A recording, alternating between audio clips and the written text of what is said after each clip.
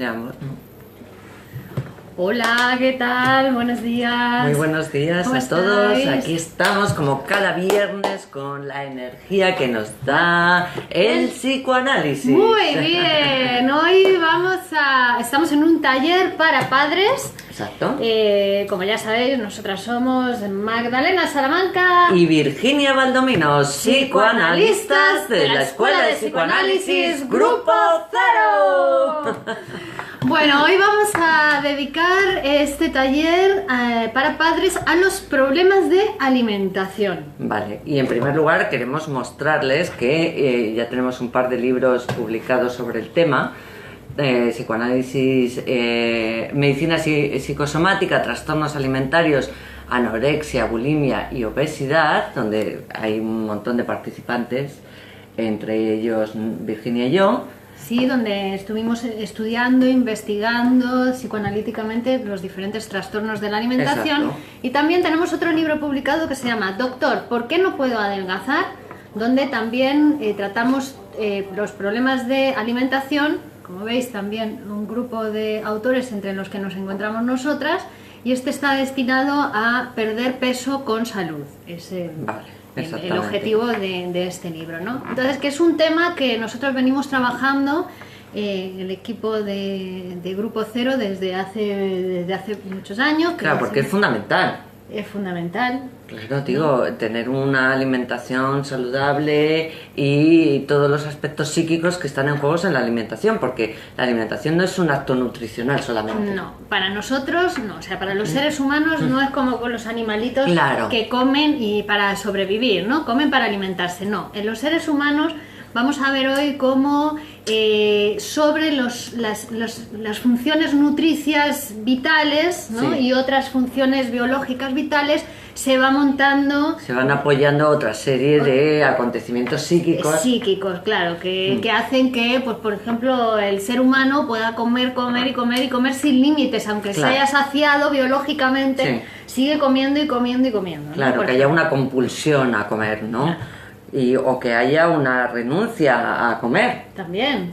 Otros trastornos de los que vamos a hablar, ¿no? O que la comida me provoque una gordura excesiva, ¿no? Cuando a veces no como tanto, por ejemplo, ¿no? Sin que haya ningún trastorno orgánico, ¿vale? Pero todo esto estamos hablando, evidentemente, cualquier trastorno en la alimentación tiene que ser tratado simultáneamente por un médico y por un especialista, por un psicoanalista. Sí, claro, porque esa distinción que hacemos siempre entre cuerpo y mente es para poder estudiarlo, pero realmente lo psíquico está implicado en todo lo que nos pasa también, y especialmente en las cuestiones de la alimentación, como vamos a ver hoy cuál es el motivo de que lo psíquico esté tan implicado en las cuestiones de la alimentación. Claro, ¿no? Exactamente. No, estaba acordando que este libro está también dirigido y editado también en colaboración con la Clínica de Medicina Integrativa, que es una clínica que trata la integridad de los pacientes, teniendo en cuenta todos los aspectos que están en juego en ese paciente. No solamente trata la enfermedad, ¿vale? Digo, para que lo tengamos en cuenta a la hora cada vez que se pone de manifiesto un trastorno en la alimentación, ¿vale? Claro, un tratamiento integral del paciente implica no solamente tratar la enfermedad biológica, ¿no? Claro. Como hace la medicina tradicional, digamos, exacto, sino que implica también tratar las cuestiones psíquicas implicadas o que han llevado a la enfermedad biológica. Claro. Si no se produce la curación, ¿vale? Puedes curar los síntomas, pero no se produce la transformación del paciente. Porque lo que le ha llevado a enfermar no cambia. Claro, porque realmente todas esas cuestiones psíquicas son las que me llevan a tener malos hábitos, ¿no? A producir situaciones que son, pues evidentemente negativas para ese sujeto, ¿no? Eso de, yo qué sé, comer mucho dulce, por ejemplo, o darme atracones de dulce, porque siento que si no me voy a morir, que me va a dar un desmayo y me voy a morir, entonces aprovecho y me pego unos atracones de dulce fantásticos. Pero claro, todo eso está provocando alteraciones a nivel orgánico que son consecuencia de todos los trastornos psíquicos inconscientes. Claro. ¿Vale? Entonces, vamos a dirigirnos especialmente a los padres, ¿no? Que son los que se encargan de la alimentación de los niños y que son los que primero los detectan si el niño pues tiene un problema de que no quiere comer, claro, o al contrario, que tiene sobrepeso, sí, ¿no? Y que come muchos dulces, que come muchos alimentos hipercalóricos, o que no se sacia nunca de comer, siempre quiere más, ¿no? O incluso niños pues que presentan algunos problemas de vómitos, sí, ¿no? Que comen y lo vomitan. En bebés esto es muy sí, frecuente, ¿no? Y otro tipo de problemáticas. Claro, ¿no? Trastornos digestivos. Trastornos digestivos. Que también, ¿no? El estreñimiento o diarreas constantes, ¿no? Cualquier situación que tenga que ver con todo el aparato digestivo está relacionado también con la alimentación. Exactamente. ¿Vale? Porque empieza por la boca y termina en el culito. Claro, ese es el aparato digestivo, entra y sale. Entra y sale. Entonces, para empezar a trabajar esta cuestión, vamos a remitirnos, vamos a regresar a la situación infantil. Eso es, a la situación infantil, y vamos a ir a la etapa oral. Claro, que dijimos, fundamental, etapa, que ya hemos tratado en otros talleres porque es muy, muy, muy importante. Y que si no los habéis visto, os recomendamos que visitéis el canal de formación de la Escuela de Psicoanálisis Grupo Cero, el canal de YouTube Sigmund Freud, donde vais a encontrar los vídeos de todos los talleres. Claro, exactamente. Entonces, fase oral. Fase oral, ¿no? ¿no? Es la primera etapa del desarrollo. Claro, el niño lo primero llega al mundo prematuro, eso ya lo hemos dicho varias veces, pero lo repetimos, ¿vale? ¿Qué quiere decir prematuro? Un cachorro animal llega al mundo y es capaz de sobrevivir sin necesidad de que le atiendan directamente. Un cachorro humano, no, claro, ¿vale? Necesita tener una figura, que en este caso podemos decir que es la función madre, que es la que va a atender todas esas necesidades básicas para que ese niño sobreviva, para que no muera. Claro. ¿Vale? Entonces el niño entrega su vida a la mamá. Exactamente. A la función madre. Claro. Que puede ser la mamá, el papá, la abuela, el cura o quien sea. Quien le alimenta, ¿no? Exactamente. Quien le da el alimento que necesita cuando tiene hambre, quien le da el calor que necesita cuando tiene frío, quien le ayuda a respirar cuando no puede respirar. Bueno, esa es la función madre. Esa es la función madre. Entonces, hay una primera necesidad biológica, que es la de la alimentación, porque si no el niño se muere, ¿no? Necesita comer. Y entonces ahí va la madre y le da de comer. Aparece la necesidad, necesita comer y la madre le da de comer, ¿no? Sí. Y ahí aparece la primera huella de placer, donde se une la necesidad con aquello que calma la necesidad. Exacto, ese momento no se olvida jamás. Queda en el inconsciente de ese sujeto. Exacto. ¿Vale? En la construcción de ese niño ya queda eso como fijado. ¿Vale? Es la primera experiencia de satisfacción. Primera experiencia. Tengo hambre, llega la teta de mamá, ¡cloc! Y me calma. La corriente de leche. La corriente que calma exacto. el hambre, ¿no? Vale. Bueno, ese es el primer acto de amor también para el niño, ¿no? También, exactamente. Primer acto de amor. ¿No? Que cuando tiene hambre y llora, llega la mamá y le da de comer. Y eso lo recibe el niño como un acto... Bueno, por eso las mamás suelen ser... supermamás. Un ser todopoderoso, claro, ¿no? Un ser todopoderoso. Incluso uno cuando es adulto sigue pensando que su mamá le va a poder dar todo lo que necesita o dar respuesta a todas sus inquietudes, ¿no? Pero eso es una cosa infantil, es como una herencia de aquellas primeras experiencias de placer, ¿no? Que la satisfizo la madre. Bueno, entonces, sobre esa primera... ese primer acto, ¿no? De satisfacción de una necesidad biológica se va a ir montando, se va a ir constituyendo, ¿no? Esa cuestión psíquica que sería del deseo, ¿no? Claro, se va estableciendo un goce, ¿no? Se va formando el goce de la boca en ese momento, que es paralelo a la necesidad biológica. Claro. ¿No? Está la necesidad y el deseo, siempre simultáneos, y provoca un goce, empieza a establecer el goce. El goce de la boca, se empieza a erogenizar la boca, ¿no? Se hace el agujero de la boca. Exacto. Que es tan importante. Los agujeros en el cuerpo son nuestro punto de conexión con el mundo, ¿no? Donde entra parte del mundo y luego, O sale. y luego va a salir, ¿no? Claro. Por el ano, o en el vómito también va a salir Claro. por el mismo agujero. Sí, Pero sí. veis, es un punto de conexión que son agujeros que se van a tener que ir constituyendo, Sí. los vamos construyendo en nosotros.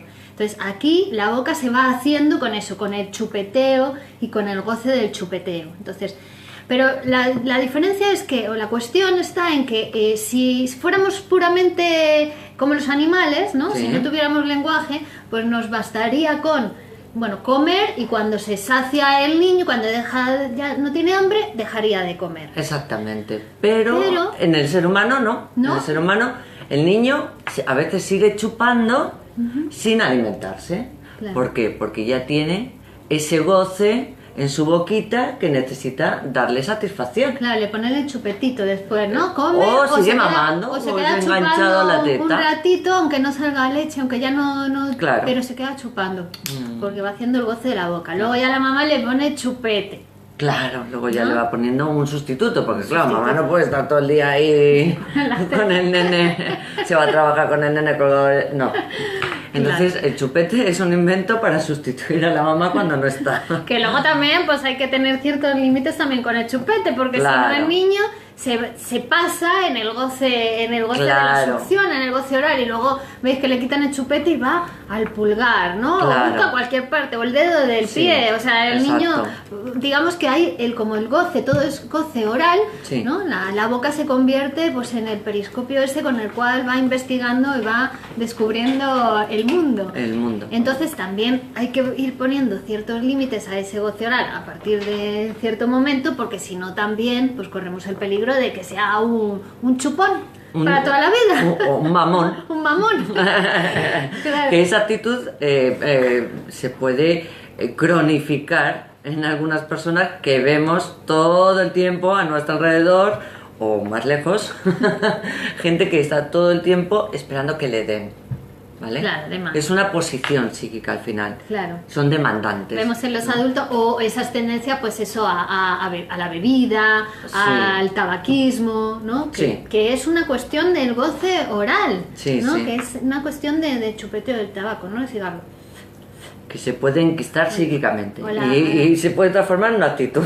Claro, se transforman, como es una cosa de cantidad, Claro. si no le pones límites al goce oral, Claro. pues te puede llevar a una patología, Claro, a una exactamente, enfermedad, digo, exactamente. a una adicción o a la obesidad. O a la Porque obesidad, porque come y nada le sacia. Nada le Porque sacia. como lo que quiere es reencontrarse con aquella primera experiencia de satisfacción y no hay manera, Claro. pues come,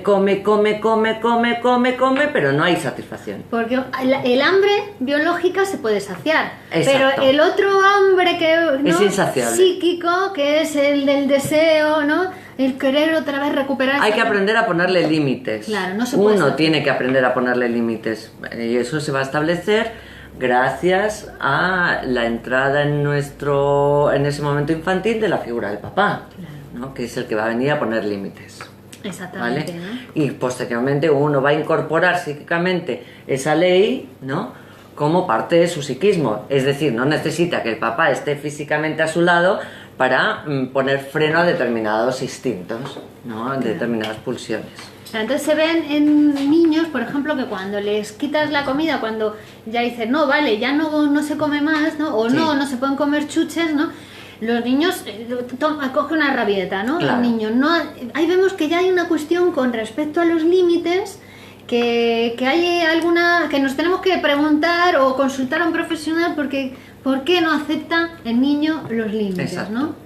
¿Qué es lo que está pasando en esa situación? Porque ahí vemos que no está entrando bien esa interdicción, ¿no? De la ley paterna. Claro. La ley paterna, que es la que le viene a decir, mira, hasta aquí, ya más no se puede. Claro. ¿no?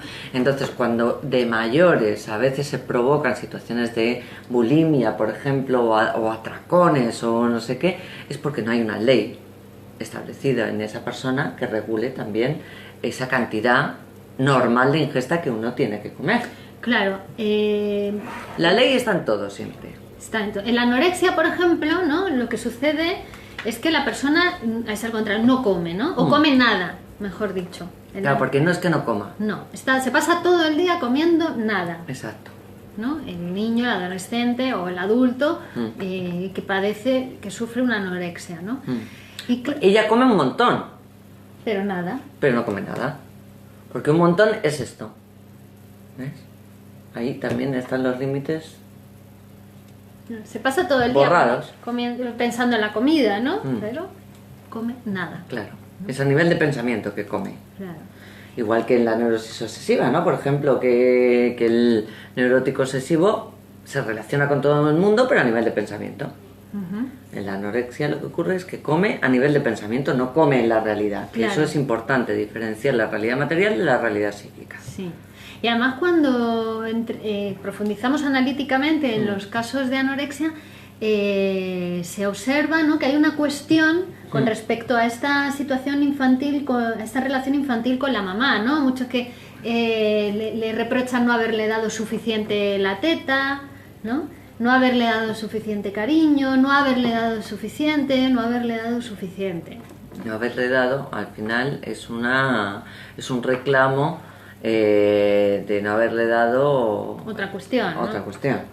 Claro, porque es incompleto, como todo ser humano. Claro, cualquier ser humano es incompleto, entonces uno espera de la madre que es totipotente recibir esa totipotencia. Claro. Entonces, como llega el padre y te dice que no, que tu madre no es totipotente, ya hay una decepción tal que no se le perdona a la mamá. Y uno puede llegar a ser síntoma de eso. Claro. ¿No? Queremos insistir en que no es que porque la mamá no le dé la Exacto. teta, después Es muy el importante niño esto. o la niña va a ser anoréxico, va a ser... No. Lo vemos desde cuando viene el caso a la consulta, Claro. cuando analizamos ya el paciente que llega a la consulta, vemos, cuando hacemos una reconstrucción de su historia de deseos, Claro. que hay una cuestión con la madre. No existe una causa que provoque un efecto. No. Es desde el efecto que podemos reconstruir las causas. Pero no hay nada, no hay una escena traumática como todo el mundo piensa, ¿no? Que eso es lo que provocó en mí la situación actual. No existe. El psicoanálisis no dice eso. El psicoanálisis es una ciencia de efectos. Partimos del último efecto, que es la palabra, y a partir de ahí reconstruimos operadores. Eso es. ¿Vale? Y podemos llegar a ver que hay situaciones en ese sujeto que tienen que ver con su historia de deseos que están implicados en el síntoma. Claro. ¿Vale? Que no tienen que ser ni siquiera acontecimientos que han pasado en la realidad. No, tiene que ver con esa cuestión del don de Sí. amor, del acto de amor que supuso que la Claro. mamá, ¿no?, le diera todo, le cuidara, le alimentara y le diera la teta. Claro, digo. Hay situaciones donde la mamá tiene que interrumpir, darle el pecho a un hijo porque llega otro hijo. Ah. Entonces ahí ya... Bueno, ahí se producen de todo tipo de sentimientos, de celos, Claro. de envidia, de hostilidad, ¿no? Claro, y luego vamos por la vida así, siendo De- celosos. Claro, deseo de matar al hermanito. Sí. Que quedan inconscientemente, porque aunque uno lo reprima, ¿no?, aunque el niño lo reprima, eso queda queda relegado a lo inconsciente, pero Sí. desde lo inconsciente tiene Sí. fuertes efectos Ujú. sobre el sujeto adulto ya, Sí, ¿no? sí, total. Que lo vemos en el análisis cuando viene el paciente a la consulta, y ahí vemos cómo esos celos que tiene hacia el compañero de trabajo, hacia el compañero en el colegio, Sí. ¿no?, tiene que ver con esa cuestión infantil, cuando llegó el hermanito le quitó la teta Claro. de la mamá. Claro, porque del inconsciente sabemos por sus efectos. Y todas estas cuestiones, manifestaciones que se producen en la alimentación, son efectos de lo inconsciente. Claro, ¿Vale? claro. Y además muy primitivos, porque tiene Claro. que ver con esa fase de la oralidad, De la oralidad. que es la primera Total. fase de la constitución psíquica. A veces también nos puede pasar que padecemos de angustia, ¿no? Y eso nos lleva a comer, a darnos atracones compulsivos de comida, ¿vale? O a no comer, ¿no? Porque la angustia se puede manifestar de cualquier forma. Claro, los ataques de bulimia son ¿no? subrogados de un ataque de angustia. Claro. Un ataque de bulimia, es decir, a lo mejor no siente angustia, pero necesita ir a la nevera o al armario y agarra las galletas, agarra el chocolate. Se produce un conflicto interior, ¿vale? He tenido un problema con mi novio, o he tenido un problema con mi jefe. O en el niño, en un niño, ¿no? También. Sí, digo que... o en el niño también, pero en el adulto también pasa. Entonces, cada vez que tengo un conflicto interior, en vez de procesarlo psíquicamente, voy y me pego el atracón. Claro. ¿No? Sí. Esa manera de tratar los conflictos psíquicos que se producen en uno. Claro, porque también la angustia es frente al siguiente paso, frente a un cambio, al no saber, frente a la incertidumbre. Sí, entonces, claro. como llenar ese vacío con comida. Exactamente. ¿No? O a veces también las personas se hacen acompañar de la comida para no sentirse solos. Claro, también. ¿No? O también porque se puede producir un miedo a morir. Sí, ¿no? A morir de hambre. A morir de hambre, exactamente. Tenemos esa fantasía que vamos a morir de hambre, entonces siempre nos hacemos acompañar de alimento para evitar esa muerte.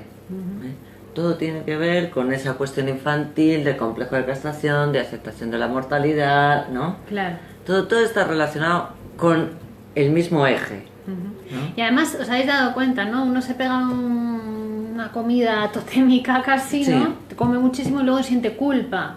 Solo siente culpa. Eso también tiene que ver con esa cuestión, ¿no? Cuando el niño va aprendiendo lo que es la incorporación. Sí. Del alimento, ¿no? Lo incorpora, pero al mismo tiempo lo destruye, ¿no?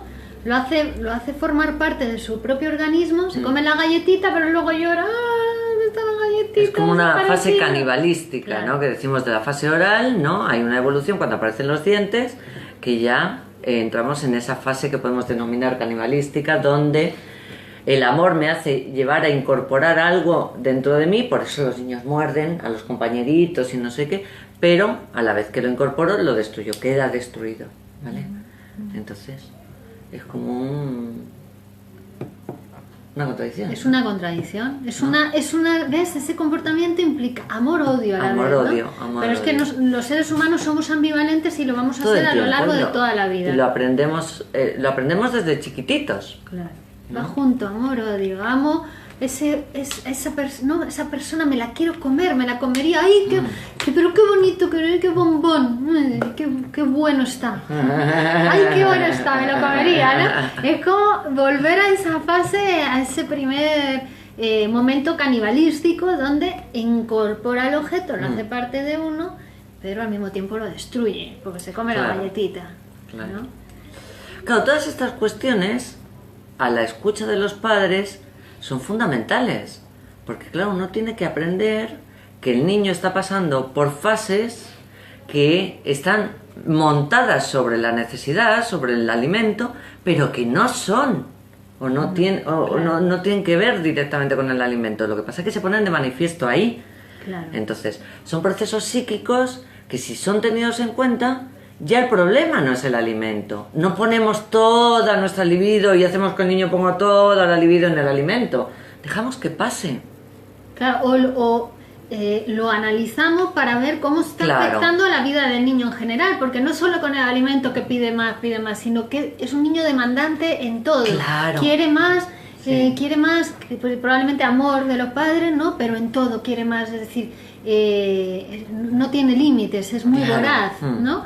O, por ejemplo, esos niños que en casa no comen y luego en el cole comen bien, ¿no? Eso es una queja muy frecuente. Sí. En casa no come y sin embargo en el cole la profe me dice que todo que come perfectamente, que no hay ningún problema. ¿Con qué tiene que ver? ¿No? ¿Con qué tiene que ver? Bueno, claro, nosotros también recomendamos en estos casos, cuando hay un trastorno alimentario en un niño menor de 18 años, un niño adolescente, quiero decir, adolescente. Claro, cualquier trastorno que se dé en esas etapas tiene que ser tratado también en conjunto con los padres, porque al fin y al cabo los niños son como un escenario también, ¿no? Donde se pone de manifiesta algunas cuestiones que tienen que ver con la unidad familiar, ¿no? con la relación de los padres entre ellos, cómo se relaciona la mamá con el niño, cómo el niño se relaciona con la mamá y con el papá también, ¿no? Entonces hay que ver dónde está, digamos, esa cuestión que me interrumpe el desarrollo normal, ¿no? Claro, por ejemplo... Un exceso de protección, por ejemplo. ¿No? ¿Qué vas a decir? Perdón. No, estaba pensando en los casos de anorexia en la adolescencia, sí. ¿no? Que bueno, que hay muchas cuestiones que pueden dar lugar a una anorexia, porque la anorexia ya también es el efecto último, pero sustentando, produciendo la anorexia puede haber distintas estructuras psíquicas, ¿no? Por ejemplo, si se trata de una anorexia histérica, sí. ¿no? Pues va a haber frases, la adolescente o el adolescente va a decir frases del tipo me da asco la comida, ¿no? Que tienen más que ver con la histeria, con el asco, la repugnancia, que es un dique a la sexualidad infantil, ¿no? Porque hay un momento donde al niño no le da asco nada, entonces va a aparecer, digamos que la propia constitución psíquica va poniendo diques a todos esos impulsos instintivos que tiene el niño en un principio un poco libres, salvajes, por decirlo de alguna manera, y que la sociedad se va encargando de, bueno, pues de ponerle nombre, de ponerle freno con un nombre. Claro, y aparece el asco, ¿no? El asco, el pudor, la moral. Son los 3 diques más importantes a la sexualidad. Claro, ¿vale? Y por ejemplo, pues en un tema relacionado con el pudor, algunos casos de obesidad tiene que ver también es una manera de esconder las formas femeninas, ¿no? Por ejemplo, en claro, un pues se adolescente. convierten como en barriles, claro, ¿no? Sin forma, ¿no? Sin forma ni de hombre ni de mujer, nada. Claro. Es como asexual, ¿no? Asexual, tiene exactamente. que ver una cosa con la sexualidad ahí, ¿no? Después también puede haber casos de... Por eso es que es importante escuchar y qué frases se dicen, ¿no? Porque también puede haber casos donde el adolescente no come porque tiene miedo a ser envenenado, que sería una anorexia más de carácter psicótico, ¿no? Delirante. ¿no? Tiene miedo a ser envenenado, que los alimentos estén contaminados, envenenados, ¿no? Que me contagien, ¿no? Que me contagien humanidad. Porque si como al final soy un humano. Claro, mortal, que necesita comer. Que para necesita, sobrevivir. Claro, que necesita de los otros para sobrevivir. Claro, el delirio también es como una manera de negar eso, ¿no? De negar la mortalidad total. En la humanidad somos seres humanos limitados, con fecha de caducidad, ¿no? Y no sabemos cuál es, además, no la tenemos puesta. Claro. Tenemos fecha de caducidad, pero no sabemos ni cuándo, ni cómo, ni dónde, ni por qué. Claro, no como los alimentos, que se sabe que claro. la fecha Claro. día, ¿no? Claro. Y luego también hay una cuestión, por ejemplo, con la obesidad, ¿no? que es una pandemia actualmente, ¿no? Sí. Y que es uno de los trastornos más frecuentes en los niños. En la infancia, brutal. ¿no? Brutal. Las tasas de obesidad son muy altas en este momento, y que también es una cosa como indicativo de pertenecer a una familia. Es decir, que es una familia de obesos y el niño ya está como, para ser parte de esa familia, tiene que ser... Sí, el otro día vi un vídeo en Facebook, además un niño súper chiquitito, pero además, bueno, no lo llegué a escuchar, ¿vale? Pero era un niño que le veía sentado en una mesa que estaba llena de comida y el niño comía, estaba gordísimo, y uno de los comentarios que vi ponía, joder, está enfermo y loco, claro, porque era como una cosa sin límites, total, y cualquier cosa comía y le daba igual, y comía, y estaba inmenso, era una bola tremenda. Digo que también esa perversión, porque había alguien grabándole. Claro, ¿no? La perversión era de su padre. Exactamente. Digo, claro, porque no es que los límites estén incorporados en nosotros. En los niños todavía no. Claro. Los límites tienen que venir de fuera. Bueno, y en muchos adultos tampoco, bueno, porque no los incorporaron de su niñez. Claro. ¿no? Es decir, pero que nos lo tienen que poner primero de fuera, tienen que venir de fuera para después uno introyectarlos, ¿no? En el aparato psíquico. Si no, como el caso de este niño, si no le ponía el límite de fuera, si hasta su padre estaba grabando, ¿no? Esa cuestión, el niño no tiene límite. Bueno, también hay otras cuestiones que evidentemente tienen que ver con la familia y tienen que ver con esos padres, digo que es mucho más cómodo tener al niño sentado jugando a la Play, ¿vale? Que ponerme con él a jugar, ¿no? A cualquier cosa, ¿no? O, por ejemplo, darle comida para que se calle, taparle la boca y que no me moleste, claro, ¿no? claro. Entonces, mamá quiere comer, claro, si le vas dando de comer, se va haciendo cada vez más intenso ese goce de la boca y no pueden parar. Entonces, si yo encima quiero que no me moleste, le doy comida para que el niño esté calladito, tranquilito, jugando, claro, inmóvil, porque ¿no? Hay unos hábitos horribles hoy en día en la sociedad. Dense cuenta que es el mismo agujero en la boca por el que se come que por el que se habla, ¿no? Entonces, el goce de la comida se puede sustituir por el goce de hablar, porque es el mismo orificio. Claro. Pero claro, lo que tú dices es, hoy en día es como que nos molesta que el otro hable, que nos pregunte, y sobre todo cuando el niño pregunta cosas que no sabemos responder, o cuando dice cosas que no sabemos muy bien qué decirle. No, pero el niño tiene que hablar. Y si usted no sabe qué responder, pues entonces pues consúltenos, o escúchele, claro, ¿no? Y simplemente porque necesita hablar, se está haciendo humano, se está humanizando, y el lenguaje forma parte de esa humanización. Entonces, querer tapar al niño la boca con comida, primero es perjudicial porque le estás impidiendo desarrollar la función del lenguaje, y segundo, pues obviamente va a tener sus consecuencias en el peso del niño y en la salud del niño, ¿no? Por eso que es importante que los padres acudan a tratamiento cuando hay un trastorno de alimentación en el niño, ¿vale? Bueno, cuando hay un trastorno de cualquier cosa, también en el aprendizaje, porque no deja de ser una cosa de adquirir conocimientos, ¿no? Que también está relacionado con esa posición de recibir, ¿no? ¿no? De tomar, de mamar, ¿no? Conocimientos. Claro, porque ahora que la anoréxica, por ejemplo, la anorexia o el anoréxico, ¿no? También es una cosa de no aceptar, de rechazo, ¿no? Ese rechazo que siente que le hizo su mamá, ¿no? Ahora rechaza que todo lo que tiene que ver con la mamá, todo y lo que el alimento del amor, ¿no? Es decir, que también en los estudios va a haber dificultades, ¿no? Que lo vamos a ver en otras áreas de su vida, porque es una cuestión sexual, es su sexualidad esa, ¿no? Sexualidad es anoréxica, pero su sexualidad no genital, no, ¿vale? oral. Sexualidad con el concepto ampliado que tiene el psicoanálisis, que es todo aquello que está relacionado con el ser hablante, con la palabra. Claro, porque justo cuando más frecuente es la anorexia, que es en la adolescencia, ¿no? Es el paso que toca, o sea, es el momento que toca dar el paso hacia la genitalidad. Claro, exactamente. ¿No? Pero hay un desplazamiento o una regresión.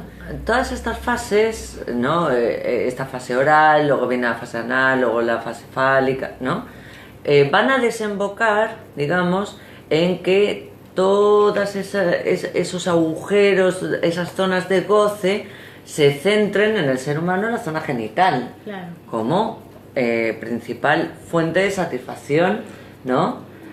Sexual. ¿Vale? Sí, la sexualidad se centra en la genitalidad adulta, claro, porque además también se basa en una función biológica, y es que la reproducción de la especie utiliza la genitalidad, ¿no? Entonces, siempre los agujeros del goce están fundamentados en una función biológica, ¿no? Claro, que la sexualidad también genital hay que es un paso necesario en la adolescencia, no es algo que haya que frenar o que haya que impedir o que haya que tratar como si fuera algo malo, digo, que a veces se ve que muchas niñas se las ve como si fueran tratadas por los familiares como prostitutas por empezar a tener esos encuentros sexuales que son normales y necesarios y que tienen que fluir con normalidad. Claro, ahí también los padres es muy importante que se psicoanalicen, ¿no? Claro, porque que tengan, por favor, cierta apertura mental. Claro, porque una represión de la sexualidad justo en estos momentos, ¿no? En cualquier momento de la fase de la constitución psíquica, ¿no? El niño primero su sexualidad va a ser oral, luego va a ser anal, luego va a ser fálica y luego va a ser genital. Si reprimes la sexualidad, el progreso de la sexualidad normal, ¿no? En cualquier momento pues va a haber problemáticas, porque hay regresiones a las fases anteriores, ¿no? La neurosis obsesiva es una regresión a una fase sádico-anal. Sí. Y justo en la anorexia, que cuando toca dar ese paso hacia una sexualidad adulta, genital, ¿no? Que es el momento que se constituye la vagina como otro órgano más del cuerpo, que hasta ese momento no existe. No existe porque los niños no saben de la existencia de la vagina, no saben para qué sirve, no saben la diferencia sexual, todavía ven que hay unos masculino y masculino castrado, uno que tiene pene y otro que tiene un pene muy chiquitito. Sí. Pero no existe la vagina todavía. No existe, es un paso más. Tiene que conquistar tanto el niño como la niña. Y ahí es donde en esa conquista se va reafirmando esa diferencia sexual, que también es fundamental para aceptar la mortalidad, porque somos seres que necesitamos de otro ser humano diferente, de otro sexo, para perpetuarnos en la reproducción y en la producción de cualquier cosa, de arte, de proyectos, de todo, ¿no? Pues no es solo, el psicoanálisis no se centra solo en la sexualidad genital. Por favor, esto a ver si lo escuchan y dejan de decir por ahí que Freud es pansexualista, ¿no? Sí, exactamente, nada. Y además hay algunos trastornos de la alimentación donde se ve claramente que son sexuales. Por ejemplo, en la bulimia, ¿no? Meto y luego vomito. Meter, sacar, Están como intercambiados los agujeros, ¿no? Claro. No se ha llegado a la genitalidad, está todo en la oralidad, ¿no? Claro. Por eso que es importante avanzar en la construcción de cada uno de los agujeros del cuerpo. Claro. ¿No? Hay que tener miedo. Y es a través del lenguaje, ¿no? No es que vas a mandar a la gente ahí a la calle a follar con todo. No, es a través de la palabra. Es hablando que nos constituimos como sujetos psíquicos. Claro, la conquista que tiene que hacer el niño es el lenguaje. El lenguaje ya está. Llega a un mundo donde es un mundo de seres hablantes, entonces el niño tiene que ir conquistando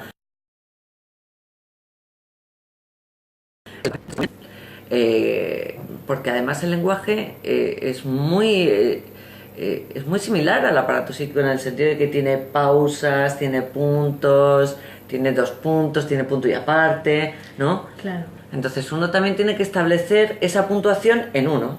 Claro. ¿No? Que no es solo sexualidad en el ser humano, que no solo es libido, que no solo es amor, que también hay límites, que es pulsión de muerte, ¿no? Exactamente. Que lo que viene es a puntuarnos, a limitar, y las dos juntas, eros y tánatos, pulsión de vida, pulsión de muerte, amor y puntuación, son las que producen la salud.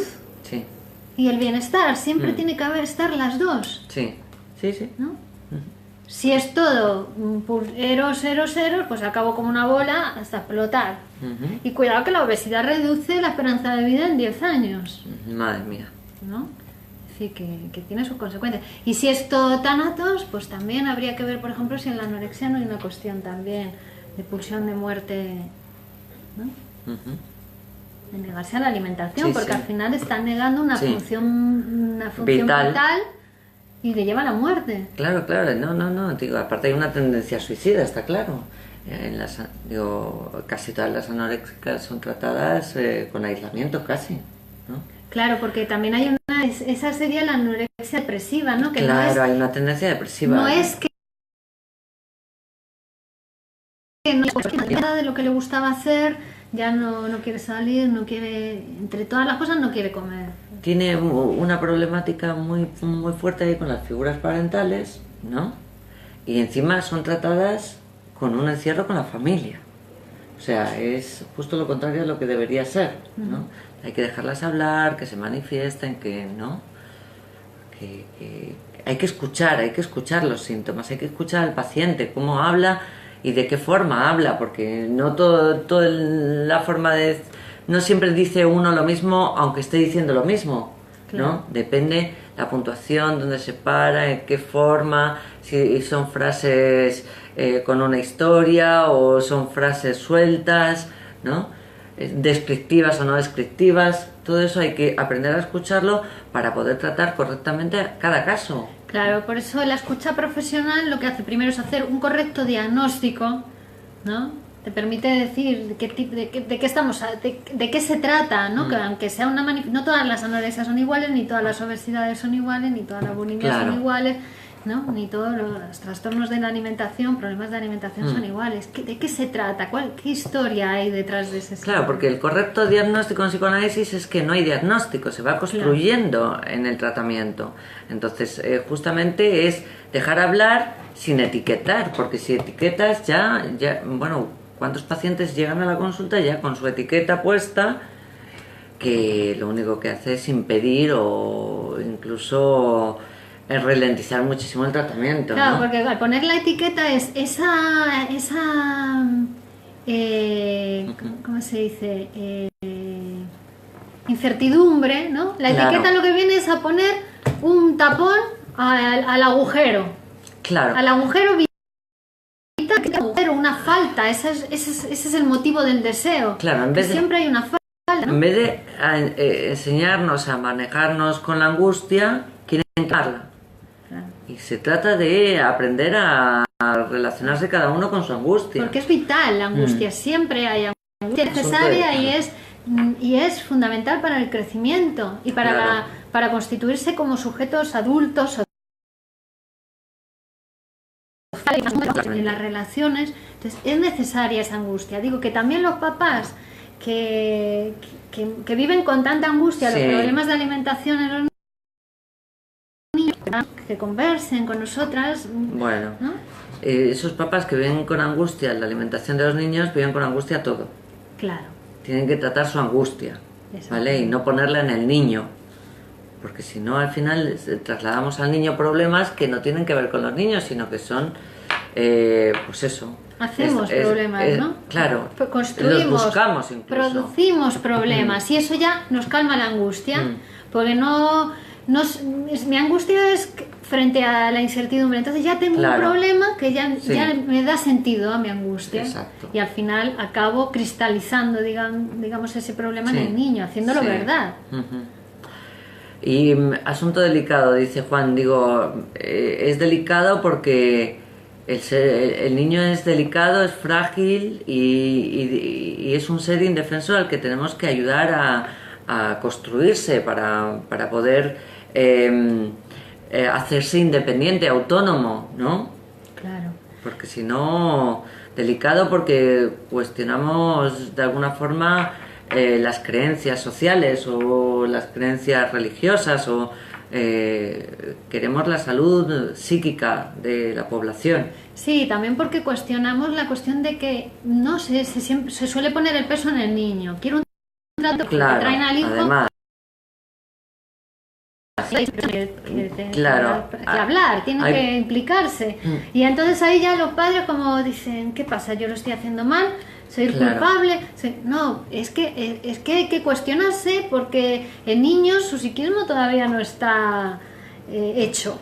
Claro, muchas veces el narcisismo es tan grande por parte de los padres que cuando les decimos que tienen que acudir a consulta, dicen que no, que el problema es del niño, que se lo solucionamos al niño, que ellos no, que no es su problema.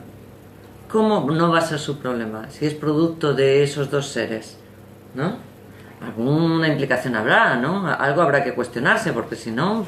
Claro, y porque el niño es una placa sensible en ese momento. Claro, toma todo lo que ve, lo que escucha, lo que ve hacer a los papás, eso es lo que absorbe. Claro, es más bien que la contradicción de los padres se materializa ahí, en el niño, en ese problema de alimentación. Claro, exactamente. Que parece una cosa, parece que es que el niño no come o que come mucho, pero cuando empezamos a analizarlo y a estudiarlo, claro, también empieza a verse cuáles son los verdaderos problemas que están a la base de eso.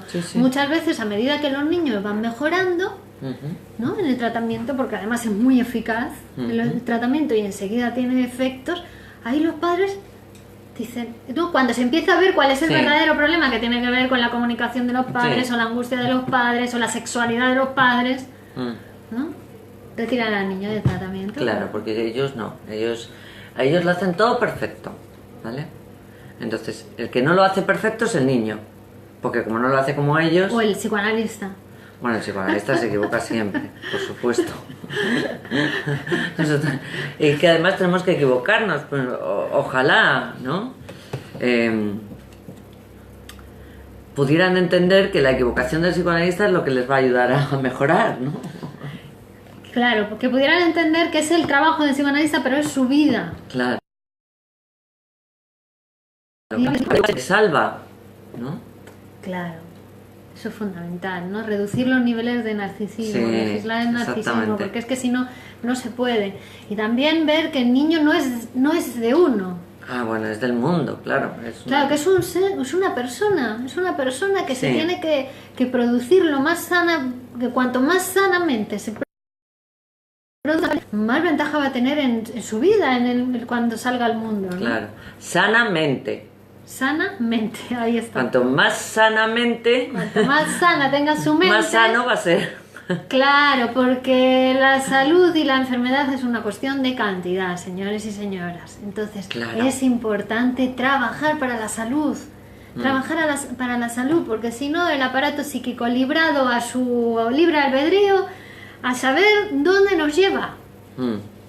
Bueno, a ningún lugar productivo. A ningún lugar productivo. Te puede Bueno, llevar a la concha de te produce una enfermedad, por ejemplo. Te lleva siempre porque hay una experiencia de placer y volver al pasado y volver a los brazos de la mamá y volver al placer. Sí, total. A la tranquilidad, al placer, y te lleva ahí, es una tendencia. A la muerte. Como la tendencia de un río, ¿no? El agua te lleva para allá, entonces tú tienes que ir haciendo un trabajo, ¿ves? Como el pez que va a contracorriente, el salmón, ¿no? Sí.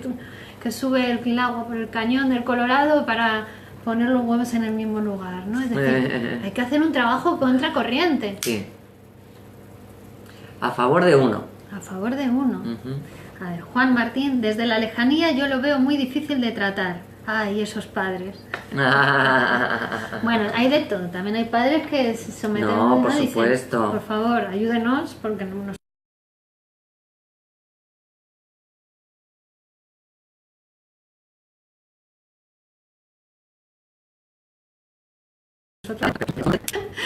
Claro, reconocer que